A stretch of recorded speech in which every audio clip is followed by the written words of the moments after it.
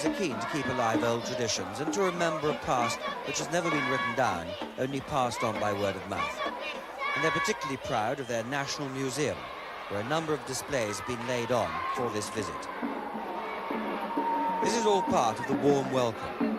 Here, confetti throwing isn't confined to weddings, although the somewhat stony-faced security man probably wished it was. All around, the continuous beat of drums, singing and dancing. And plates of sweets and dates and other Arab delicacies to tempt the princess.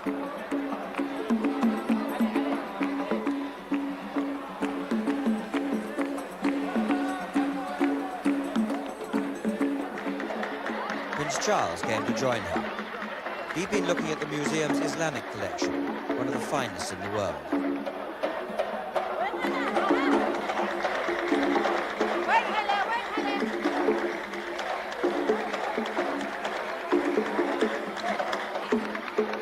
Eating a date is one matter, it does make polite conversation more than a little difficult.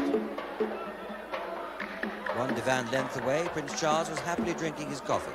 But the princess was still having problems. What do you do with your date stone when so many people are watching your every movement?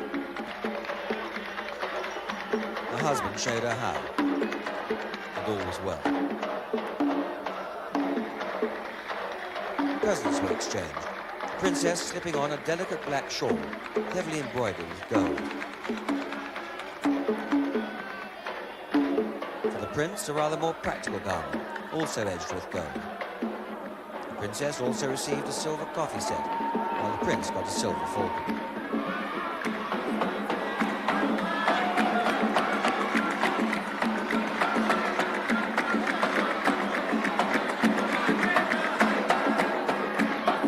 And then it was time to move on, to leave the excited crowds and the dancers, and head south down the Gulf to another country whose desert way of life has been changed even more dramatically than Kuwait.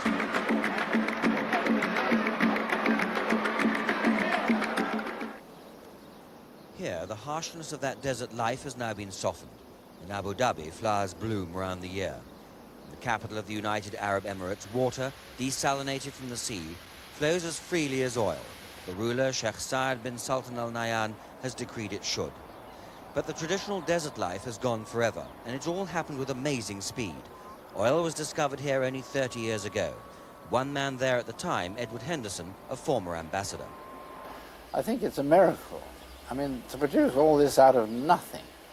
You could hardly imagine the island as it was. I've got a photograph in my book